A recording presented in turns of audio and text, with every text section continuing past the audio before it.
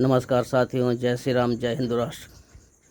साथियों, आज दिल्ली के रामलीला मैदान में पुरानी पेंशन योजना की मांग को लेकर लाखों कर्मचारियों ने प्रदर्शन किया है।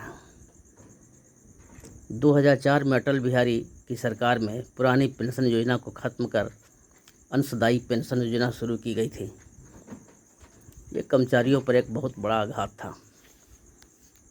कर्मचारी जीवन भर काम करता है, सरकारी कर्मचारी, और वो खुश रहता है कि हाँ रिटायर करेंगे तो पेंशन मिलेगा, हमको भटकना नहीं पड़ेगा।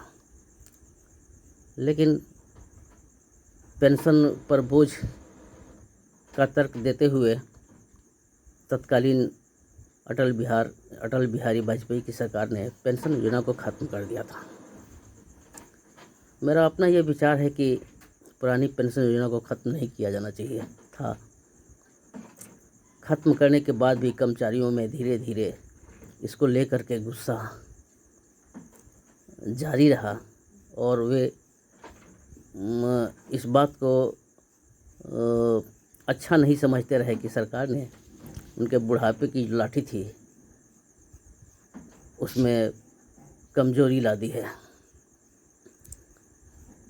बीजेपी सरकार की दो योजनाओं पर मेरा सहमति नहीं है। एक तो पुरानी पेंशन योजना को ख़त्म करना, जो कि कर्मचारी रिटायर होने के बाद सोचता है कि चलो जीवन भर कम से कम दाल रोटी का जुगाड़ तो होते रहेगा, लेकिन उसको एक झटके में ख़त्म कर देना ये कहीं से भी उचित नहीं था। आप कर्मचारियों की संख्या कम कर दीजिए, नई बहालियाँ मत कीजिए, लेकिन जिसका पेंशन चल रहा है उसको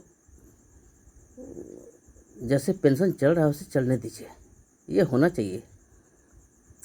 पेंशन को लेकर सरकारी कर्मचारी बहुत ही आश्वस्त रहते हैं कि चलो रिटायर करेंगे तो उसके बाद काम नहीं करना पड़ेगा और बुढ़ापा आराम से कटेगा, लेकिन उसको ध्वस्त करके सरकार ने कोई अच्छा काम नहीं किया था। इसी तरह से जो अग्निवीर योजना भी आई, जो सोल्जर मिलिट्री में घुसता है जीवन भर एक अच्छा जीवन मिलेगा, क्वार्टर रहेगा, अच्छा वातावरण रहेगा, सैलरी रहेगी, आराम की ज़िंदगी रहेगी, और इतना सब कुछ मिलने के बाद अगर देश के लिए कुर्बान भी हो जाते हैं तो उसमें कोई गम नहीं रहता था। लेकिन अब ये जो अग्निवीर योजना आई है, 2 साल 3 साल ट्रेनिंग दे करके छोड़ देना, उसमें से 25% का बहाली लेना, 75% को ऐसे ही छोड़ देना, ये सब जो है सो थोड़ा, इसके लिए बहुत आंदोलन भी हुआ था। यूपी में हुआ था, बिहार में हुआ था।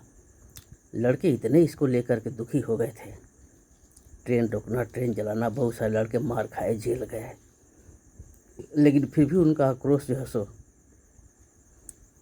निकला था और उन्होंने जम के आंदोलन किया था, थोड़ा ज़्यादा ही कर बैठे थे। उस योजना को ही मैं बहुत अच्छा नहीं समझता। अब बताइए, अब जब उसमें घपला हो गया तो कोई जान देने के बारे में क्यों सोचेगा। पहले मिलिट्री को जितना सम्मान के दृष्टि से आदमी देखता था, उसमें तो थोड़ा सा बट्टा लग गया। नहीं तो बहुत सारे लड़के हैं जो मिलिट्री की तैयारी करते थे कि एक बार अगर सिलेक्शन हो गया तो जीवन भर ठाठ की ज़िंदगी रहेगी, जब तक जिएंगे ठाठ से जिएंगे, और अगर बीच में वार हो गया, मर भी गए तो कोई बात नहीं, अपने देश के लिए कुर्बान हो जाएंगे। तो ये जो उनका ये था सेंटिमेंट था, ये सेंटिमेंट तो ख़त्म हो गया। उसमें बहुत सारे इफ बट लग गए। इतने को लेंगे, उसमें से 75% को छांटेंगे, 25% को ले जाएंगे। ये सब सोचने समझने की क्षमता एक सैनिक को थोड़े रहती है। तो चाहता है कि चलो देश के लिए काम करेंगे और अच्छी नौकरी मिलेगी, लेकिन वो ख़त्म कर दिया गया। अब हुआ क्या कि कांग्रेस और विपक्षी दलों ने इस बात को जाना कि इसको लेकर कर्मचारियों में आक्रोश है और रहेगा हमेशा।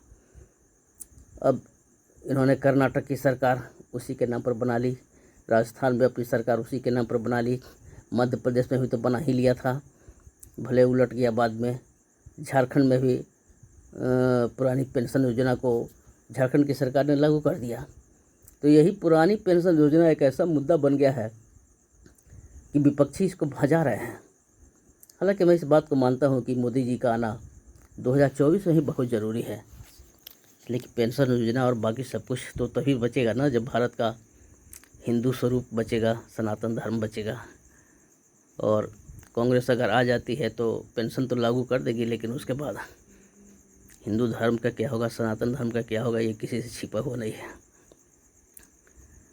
फिर भी मैं चाहूँगा कि मोदी जी तो आए 2024 में, लेकिन इन दोनों निर्णयों से बचा जा सकता था। देश में रिजर्व की कोई कमी नहीं है तो क्यों पेंशन वालों को परेशान किया करना। अब देखिए, अब लाखों लोग, अब 2024 में चुनाव है और 2-3 लाख लोग रामलीला मैदान में आज जुटा है, सरकार के अगेंस्ट में बात कर रहा है, तो ये सब तो खिलाफ में ही जाएगा ना। झारखंड वालों को पुरानी पेंशन योजना मिल चुकी है, शायद बिहार में भी मिल गई है, जहाँ जहाँ विरोधी लोग हैं सब जगह पुरानी पेंशन योजना को लागू कर दिया है। अब उत्तर प्रदेश के कर्मचारी हैं, चाहे और भी कहीं कहीं के कर्मचारी हैं, वो बोल रहे हैं कि डबल इंजन की सरकार है तो पेंशन अगर नहीं देगी तो इसको हम लोग गिरा देंगे। तो ये स्टेप तो अच्छा नहीं था और अब लागू करना ही पड़ेगा, धीरे धीरे लागू करना पड़ा। ये मांग रुकने वाली नहीं है। पुरानी पेंशन में जो निश्चिंतता थी वो निश्चिंतता खत्म हो गई। ये सरकारी कर्मचारी के लिए अच्छा नहीं हुआ। और सैनिकों का जो अग्निवीर योजना आया है इसमें भी विचित्र ही लगता है। 50 तरह के कंडीशन हो गए, इतने लोगों को लेंगे, इतने लोगों को छाटेंगे, तो ये सब नहीं करना चाहिए। एक तो कर्मचारी जीवन भर सेवा देता है अपना, उसके साथ किसी तरह का घपला नहीं होना चाहिए पेंशन में। और एक सैनिक जो अपनी जान देता है उसके साथ भी घपला नहीं होना चाहिए। जनरल एक कंसेप्शन बनते जा रहा है कि बीजेपी की सरकार जब आती है, अच्छा कर्मचारी लोग कहते भी हैं कि जब बीजेपी की सरकार आती है तो कर्मचारियों को जो है सो घाटा पहुंचाती है। ये कंसेप्शन बन गया है। और कांग्रेस के बारे में कंसेप्शन बन गया है कि कांग्रेस कर्मचारियों का हमेशा ख्याल रखती है। ये सही बात है, कर्मचारियों से कांग्रेस कभी नहीं उलझती है। और अब इसी का बहाना लेकर के कांग्रेस सो बीजेपी को घेर भी रही है। अब जितने लाखों लोग आए हैं, अब यूपी का चुनाव है, सब चाहते हैं कि मोदी जी जीते, लेकिन फिर भी इस पेंशन को लेकर के अब विक्षोभ तो चल रहा है। अब महिला आरक्षण लागू हुआ है, बहुत सारे काम हुए हैं मोदी जी के द्वारा, तो जीतना तो चाहिए मोदी जी को।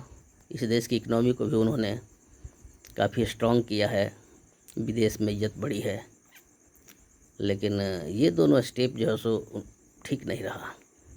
और पुरानी पेंशन योजना से भले ही आप जीत जाएं, लेकिन ये दाग तो लगा रहेगा कि कर्मचारियों की पेंशन आपने छीन ली। ये नहीं होना चाहिए था। फिर भी हम चाहेंगे कि 2024 में मोदी जी ही जीते और उनके जो नीति बनाने वाले हैं उन लोगों को ये सब ख्याल रखना चाहिए कि किस निर्णय का किस वर्ग पर क्या असर पड़ेगा।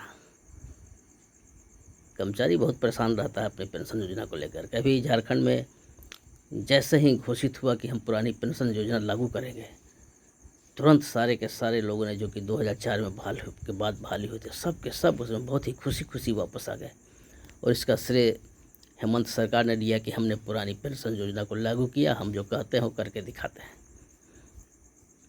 बाकी सब जो लोग कर रहा है सो कर रहा है, लेकिन एक उपलब्धि तो अपना ही लोग गिनाता है। अब पूरे चुनाव तक ही लोग गिनाएगा। अग्निवीर पर भी जो सरकार को बात सुनाएगा, पुरानी पेंशन योजना पर बात सुनाएगा।